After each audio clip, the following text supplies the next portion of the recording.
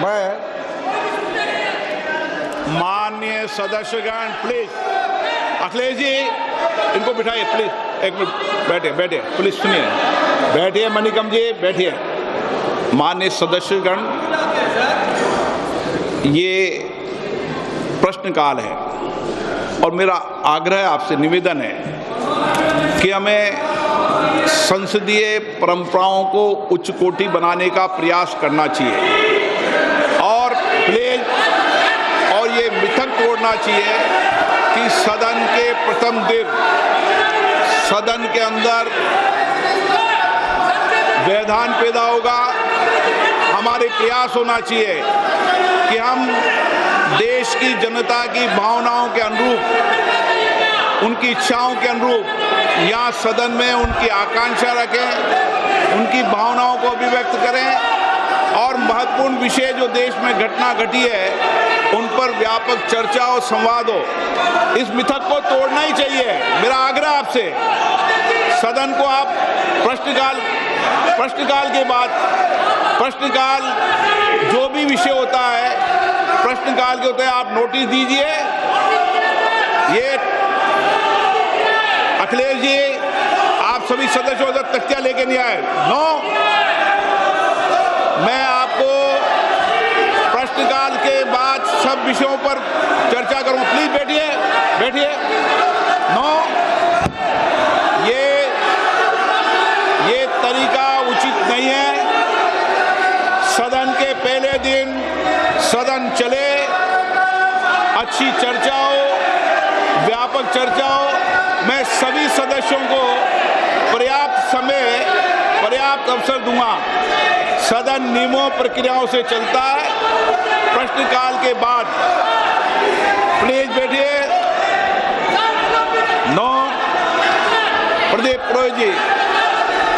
मैं question number 1 पे जो माननीय मंत्री जी ने जो उत्तर दिए हैं, मैं उनको धन्यवाद देता हूं।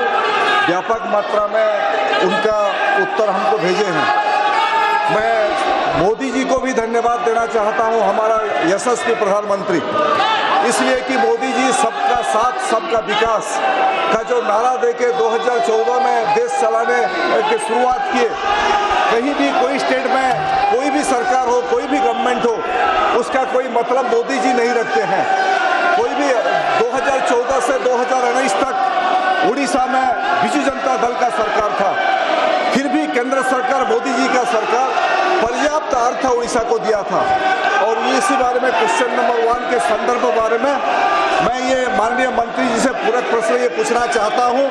माननीय मंत्री जी, चूंकि सरकार खेलो इंडिया और राष्ट्रीय खेल विकास निधि NSDF जैसी मांग आधारित योजनाओं के माध्यम से राज्यों को प्रयासों को सफलतापूर्वक पूरा कर रही है, क्या मंत्री महोदय कृपया यहाँ बताने का कष्ट करेंगे कि इन योजना के अंतर्गत स्वीकृत खेल परियोजना की निगरानी और पारदर्शिता की सुनिश्चित करने के लिए मंत्रालय क्या कदम उठा रहे हैं, विशेषकर उड़ीसा राज्य के प्रसंग में? माननीय मंत्री जी, माननीय मंत्री जी। अध्यक्ष महोदय, मैं आपके माध्यम से सदस्य जी को बताना चाहती हूँ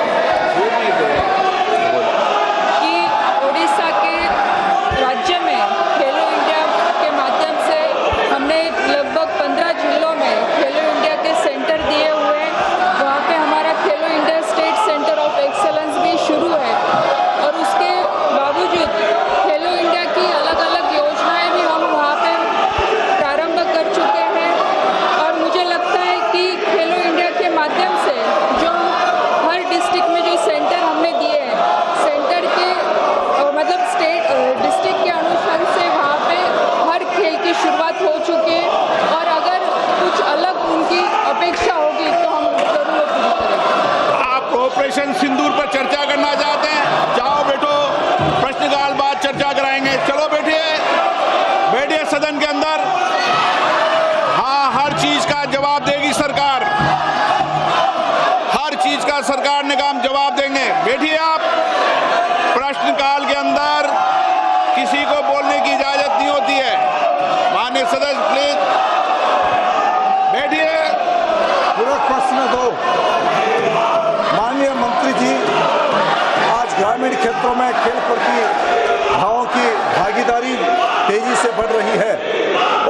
स्टेडियम इस दिशा में बहुत सहायक सिद्ध हो रही है।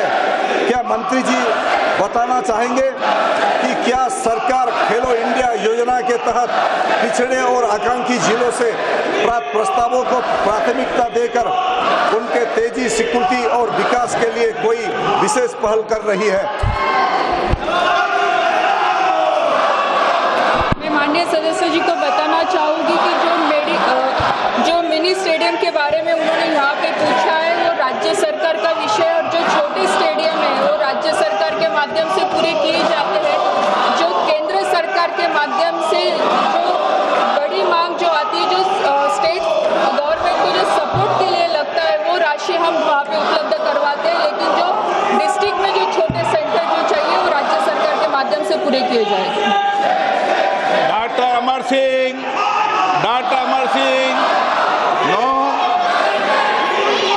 आप प्रश्नकाल जैसे महत्वपूर्ण विषय पर जवाब मांगते हो, सरकार जवाब देने को तैयार है।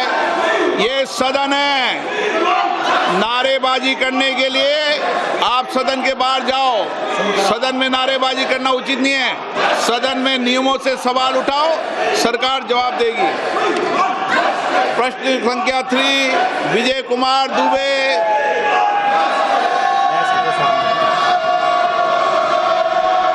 माननीय मंत्री महोदय, दुबे जी है, पूछ लिया मंत्री जी, उत्तर सदन के पटल पे रखा है। माननीय सदस्य, माननीय अध्यक्ष जी, आपके माध्यम से मेरा माननीय मंत्री जी से प्रश्न है। चूँकि पीएम इंटर्नशिप योजना का लाभ विशेषकर देश के किनारे बसे उन पिछड़े जिलों के लिए अति महत्वपूर्ण है जहां की कोई औद्योगिक व्यवस्था नहीं है। असहाय परिवार के युवा यदि कठिन परिस्थितियों में हाई स्कूल इंटर कर लिए तो भी उनको मजबूरीवश मजदूरी करना पड़ता है। अतः क्या माननीय मंत्री जी ऐसे ही जिला कुशीनगर, गोरखपुर ऐसे पिछड़े जहां गत वर्ष मात्र कुशीनगर में 20 बच्चों का स्कोप मिला था, कि माननीय मंत्री जी से मेरा प्रश्न है, ऐसे पिछड़े जिले कुशीनगर और अन्य जगह स्कोप को बढ़ाने की व्यवस्था सुनिश्चित करेंगे? आदरणीय अध्यक्ष महोदय, प्रधानमंत्री इंटर्नशिप स्कीम आदरणीय प्रधानमंत्री नरेंद्र मोदी जी के नेतृत्व में देश के